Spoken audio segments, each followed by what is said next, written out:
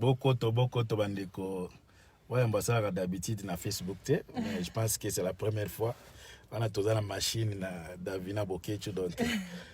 Muto Simba na Facebook ye wala. Po na mona ka bobenga ngai yo, ouais mbotozo komela ete. Pour moi na oseka ça veut dire sengo ezali. Bolongola ba panique. Awa tozali ndeko soko koti au partager, ba toza na kati déjà. Ba koti bandeko ba koti bo partager, c'est toute la première fois pété mon moni direct na fait ça Wayambo. Vous partagez en tout cas awa toza na famille complète Wayambo. Donc on a ebisaki bino lobby que ceux qui mutaza besoin de vraie information, ceux qui la famille na été zangai. Donc beaucoup ta ebele na moni déjà ezo kinde mbango ba 50 yo kinde ba 100 déjà. Beaucoup ta c'est toute la première fois bandeko awa toza na mama Didi, toza na mama awa bo mona bino moko Davina Bokecho donc mutu na biso maele. Donc espoir nanga soki na katani mutu apesa nga mbongo yo ala. Donc apesi mama chance mbote na pesi Cédric mbote donc famille au grand complet pour vous dire que na sali tout pona le cas pour ba te belé boleli par rapport à la situation ya Wayambo. Na bande ko le kate parce que il fallait que soit vraie version ya arrestation ya Wayambo. Wayambo c'est vrai à bakangiye mais bakangi na ba commentaire na bino wana te o Félix akangisi o fali bande ko botika ko rêver. Félix akokangisa Wayambo. Est-ce que boyebi niveau ya Wayambo? Botu na bande ko to baso amikanda ya ba réfugié boy ba grandeur ya Wayambo. Boy ba to boni Wayambo signature na epamba ka epe bino mukanda. Botika kopia ka bato na valeur o bazana ngote bandeko na leki ndeko okoti o partager poto to un peu ko doucir un peu bato mandeko bele ba tension za likolo d'habitude asala na Facebook awate mais boy ba ke boko to TV ndenge za boye eza na place azali yango monike boko tezo fonctionner te po azana ngo ya tambola na chaîne na ya télévision na poche boko to les regrets ça veut dire Bokecho grand prêtre bakoki ko déplacer était pas kinde osamba po grandeur l'équipe ba ko sambisa par vidéoconférence. Donc bandeko bokoti bolongola ko banga le problème est wana mama Didier Ransima na olekise po ale kapoye ba verset biblique elike belé. Problème est boye bandeko so oyo bozo ka basolo bate Bokecho bakangi po Félix apesa ki mbongo. Félix a na pouvoir moko to kangisa Bokecho. Ado akopousa na même été. Oh muchope afali wana muto asukisi c'est faux. On a expliqué bien ok. Bokecho bakangeza problème il y a 2015. Et ça problème il y a 2015. Rien à voir avec makambo concert Rafali, rien à voir avec makambo ya matamaskende ngaya kiwana. Rien à voir. Botika ko pesa batu musu Valère o Félix akangisi na moni mutu moko benga na yebisaki bino ref Bokecho ba ko kangisa ye. Est-ce que bino bana makasi o kangisa fe Bokecho? Est-ce que boyebi poids ya Bokecho na Europe? Boyebi po na eta na niveau politique c'est un grand opposant oyo ba considérer ka mutu okanga ete pa bande ko partager na avana yebisa bino raison nini obakangi bo partager bande ko langa après to zana bana to awa à part na moni mutu moko afinga la fois passée elongi mafuta bande ko pade nazo pesa bino raison pour ndi bakangi bokoto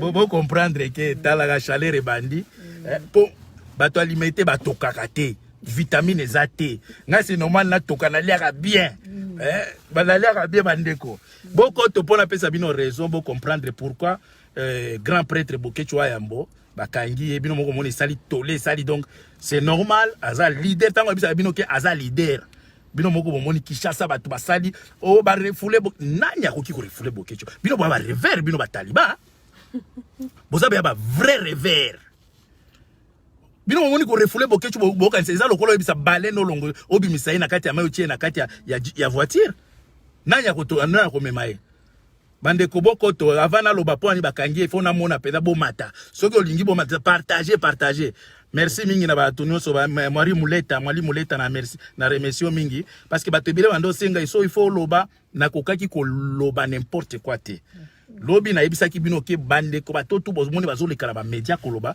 ezaka baosa ba base mutu moko azana vraie information ya makambo ya Bokecho azate oyo ngana lingina yebisa bino c'est ça vraie version ya arrestation ya Bokecho amon tozana pona osala ba base bino okanisi ndenge Bokecho place batie wana okanisi biso tozana esengo bande ko bota la téléphone eza ko sonner pamba botia na on tia mode avion pour vous dire que Bokecho a n'importe qui téléphone nga o chauffer na ko chauffer bandeko Bokecho ndenge bozino boza kolobela wana ke bakangi o Félix asali po ba pesa mbongo. Est-ce que Félix ye aza na pouvoir ya kokangisa Bokecho?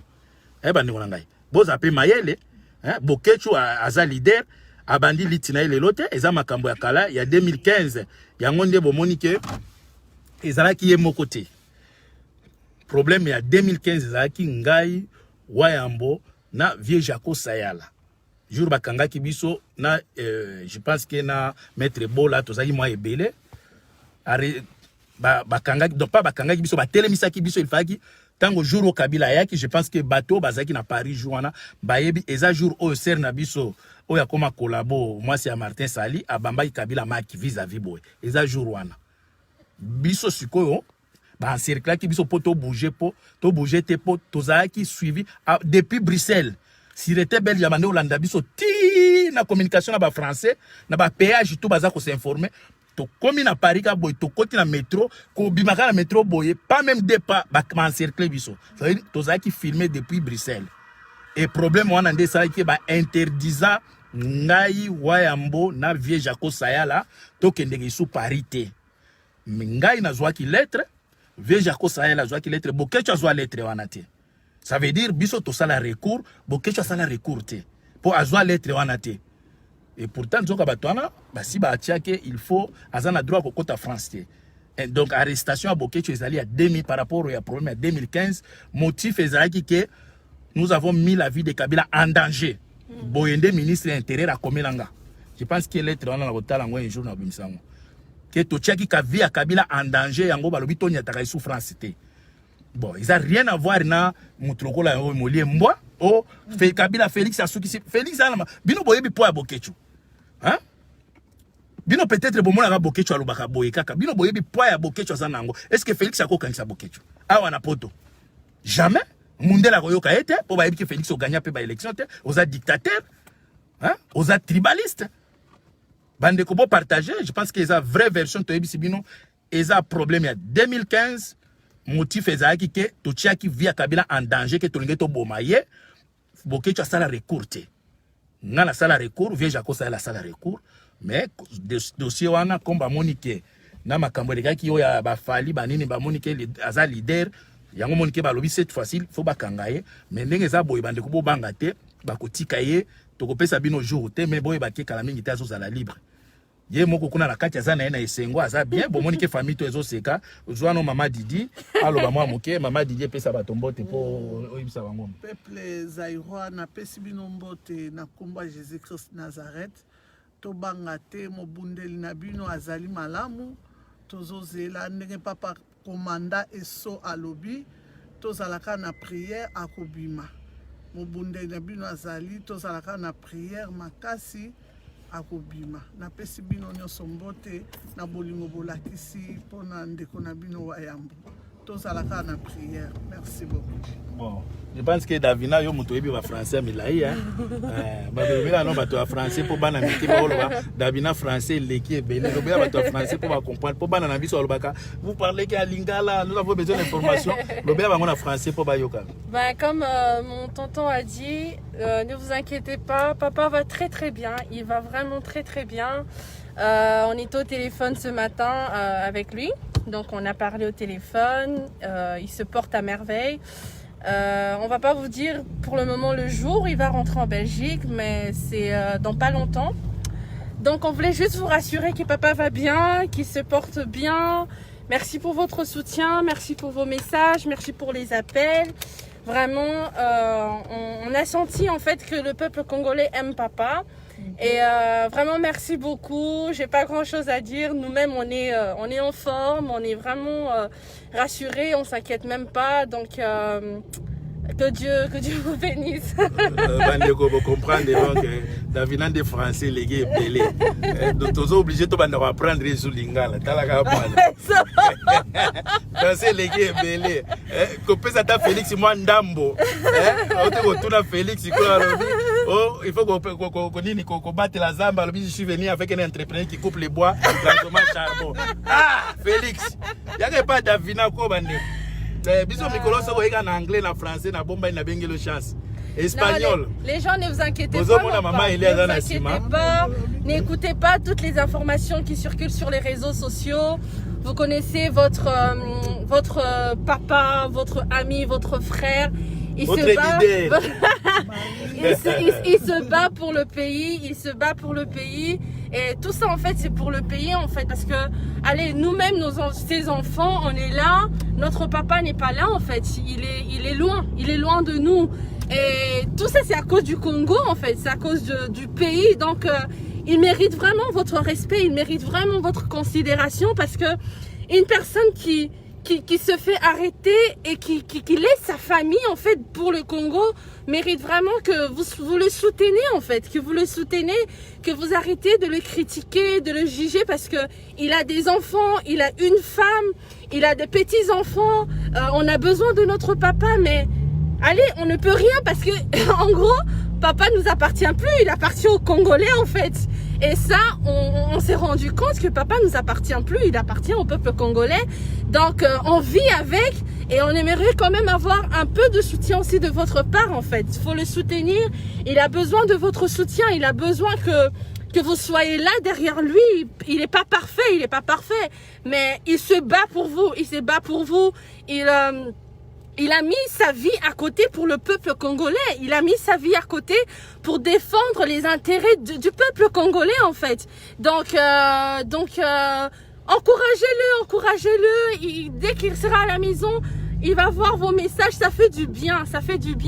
Et quand on lit vos messages de soutien, quand on reçoit vos appels, ça nous fait vraiment du bien de voir que voilà, il y a le peuple congolais qui est derrière papa, qu'il n'est pas seul, que vous êtes là avec nous, parce que en tant que famille, vous rendez compte que ça fait mal. Ça fait mal de se dire que oui, son papa n'est pas là. Ça fait mal de se dire que sa maman, son mari n'est pas là. Moi-même, j'étais au travail. Depuis qu'on a arrêté papa, j'ai dû prendre congé 3 jours justement parce que voilà, c'est mon père. Et il a grandi, il commence à prendre de l'âge. Il y a aussi la santé qui est là. Mais tout ça, c'est pour le peuple congolais. C'est pour vous. C'est pour le peuple congolais. Nous avons besoin de votre soutien. En ce moment, nous avons besoin de votre soutien. On le dit pas, on le crie pas, mais nous-mêmes, on s'est rendu compte que papa nous appartient plus. Il appartient au peuple congolais. Quel enfant, quelle femme aimerait voir son mari ou son papa emprisonné pour le Congo? Qui va supporter cela? On a besoin de notre papa. On l'aime beaucoup. Ça, il nous manque. Il y a mon petit frère qui se réveille, qui dit papa est où? Papa est où? Donc on doit le rassurer. Il y a ma petite soeur où on doit aussi les rassurer. Donc on a besoin de votre soutien. Il faut même pas suivre des informations qui circulent sur les réseaux sociaux. Les gens juste veulent faire le buzz au nom de papa. Les gens veulent faire le buzz au nom de Bokechu. Mais il va très très bien. Il va très bien. Il se porte à merveille. Vraiment, merci beaucoup pour votre soutien. Merci pour votre amour. Ouais, peuple Zaïwa, tu vois, Davina avec sagesse, intelligence, ça pour réveiller peuple, pour comprendre que Bokechu a vie naie pour intérêt à banana bino, pour intérêt à banana biso. Donc ceux qui m'ont mutazo critiquer makambo yo tiko salema. Ndenge bakangi Bokechu moniki aza kwa puya ngo seba ke aza ennemi ya peuple wana parce que lelo soki Bokechu aza arrêté pour ateka drogue te ayibaka te mais eza pona makambo intérêt ya mabele. Ils ont intérêt à mboka. Mais peuple zaïrois boza distrait yango zo bisa peuple ya ndenge nini peuple bozwa conscience awa tozana no vivant tozana makasi bozwa destin ya Congo na maboko bandeko bozwa destin ya Congo na maboko bo profiter na occasion biso na énergie tozana ngo lelo Bokechu azate boye bisanga soki ngape na zate nanya ko motiver bino nanya ko lamusa bino hein. Donc, bon profiter dans nos vivants, bon joie destin à Congo à même, bon tala comment les autres humiliés par Kagame. Hein? Je pense que ceux qui Bokechu azala qui a répliqué qu'on finit à Kagame, mabe, tala Kagame a fini nation mobimba. Attends, mutumoko leader na bino politique à télémité, mais Bokechu azala ka face na batu ndengwana a kobima quelle que soit les manières il va appliquer, il va utiliser à répliquer pour intérêt à peuple pour défendre le peuple. Mais peuple yango bozo comprendre que Bokechu lelo aza victime. ya kokoluka liberté à peuple wana. C'est ça. Liberté à peuple wana sa victime. Atiki moi sina ba na problème ba santé ba nini. Mais lelo bokecho andimi que ça va ba kangangai pour kaka message ekende. Hein? Bande ko bozwa conscience. Bozwa conscience botika olanda ba taliban ya kolobake bakangi bokecho ndenge za boye Félix asukisi Félix ça makasi osukisa bokecho. Ils n'ont rien à voir avec les peuples, avec Félix, rien à voir avec Muchopia Fali. Ils ont ma 2015. Ceux qui ont Kabila, je l'ai dit, bomaye. Bomoni ke tango tobisa biso to sakana te talaka ministre intérieur ndenge za boya komeli bokecho otia oringo boma Kabila. Bino sikobolo ba mamba Félix bana Félix aza Muchopia papa bana bazo sakana pa Kagame boyisa ke Félix asukisi Félix a makasa osukisa bokecho. Ou bien bokecho mutosukisi Félix. Bokecho mutosukisi Félix. Aya out na France bolandi Kagame. Mais bolanda interview à président Nabino. Ata mwana mwasi abonde la mobali boete. Ozo banga Kagame azo seka.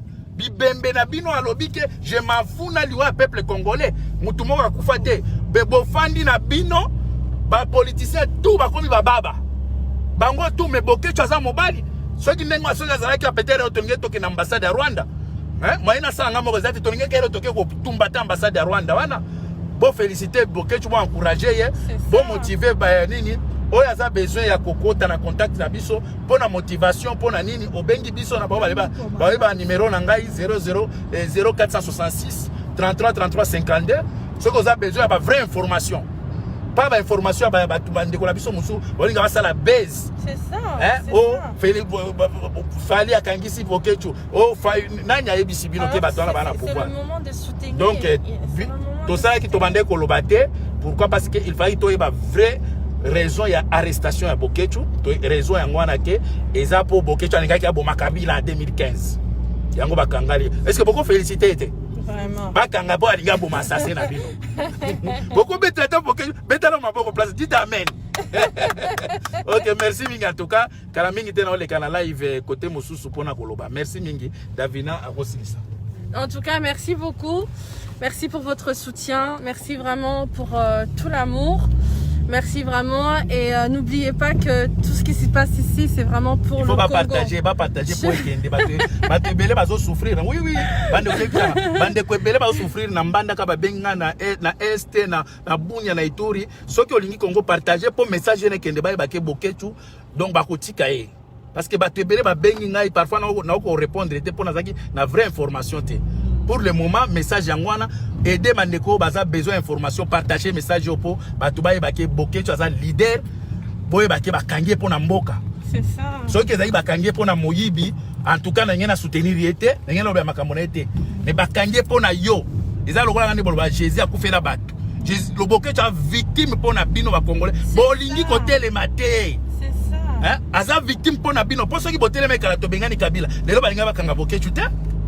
Nanyangwa linga kaza na 4000 boy amona ka couleur moko c'est ça mais pour le moment azana place oyo eza place ya sengote c'est ça soki tozo seka eza ka pona ko motiver bino normalement baba to musu boy bazolela parce que mutu moko te andimaka te bakanga ndeko na ye ou papa mwana uti ko yebisa bino azana mwasi na ye azana ba habitude o bato ba mesana na famille ba occupation ba comment ba benga ba nini ba devoir mais lelo bokecho azate po nini po yonde ko na biso congolais olingi ko tele maté. Olingi hotel maté. Donc merci mingi en tout cas pour partager message ebele.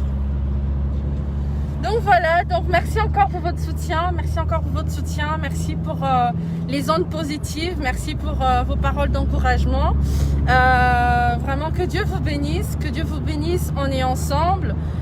Soyez forts, restez forts parce que papa voudrait aussi que vous soyez forts pour lui et pour le Congo. Donc nous-mêmes aussi, on est forts. On est fort. Tout va bien.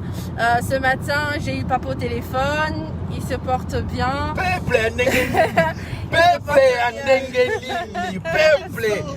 quelle sorte il y a peuple. Aïe, bisabino, vous comprenez. En tout cas, mais bon, en tout cas, cette semaine, on reviendra vers vous avec de très bonnes nouvelles. Tout se passe bien pour papa. Bon, c'est vrai que c'est pas évident d'être loin de sa famille, d'être loin de ses proches. Papa qui aime souvent faire des vidéos pour vous rassurer. C'est un homme qui a beaucoup apporté pour vous, hein, qui a beaucoup apporté pour le peuple congolais. Il n'est pas parfait, mais vous n'allez pas quand même dire que Bokechu a rien fait pour le Congo. Bien évidemment qu'il a fait quelque chose pour le Congo. Surtout pour les opposants, les politiciens, ils ont bénéficié beaucoup de Bokechu. Exactement, donc il a beaucoup fait pour le Congo. Il a sacrifié sa propre vie. Je le dis pas seulement parce que c'est ma fille, mais enfin parce que je suis sa fille. J'ai vu mon père sortir pour le Congo, à dormir dehors, pour marcher juste pour parler de droits de peuple congolais en fait. Souvent rester là à la maison alors que notre papa était dehors. Donc un peu de reconnaissance, ça ferait pas du mal en tout cas à votre chouchou de la diaspora. Donc soyez rassurés, on vous laisse donc soyez en paix, n'écoutez pas les informations sur les réseaux sociaux, n'écoutez pas ce que les gens disent, que c'est à cause de ça, à cause de ceci, non, c'est pour des raisons politiques, comme mon tonton vous l'a expliqué, donc c'est vraiment pour des raisons politiques, et c'est pour le Congo, c'est rien d'autre que pour le Congo, parce que mon père ne s'est pas volé, mon père n'a tué personne, mon père a rien fait, donc c'est pour le Congo en fait, il est victime juste de l'amour qu'il a pour son pays en fait, donc soyez rassurés, on est ensemble. Encore merci beaucoup. Maman va lire tous vos messages. Vraiment, on a besoin de votre soutien. En ce moment, on a juste besoin de votre soutien. On a besoin de votre soutien. Ça, maman. Oui.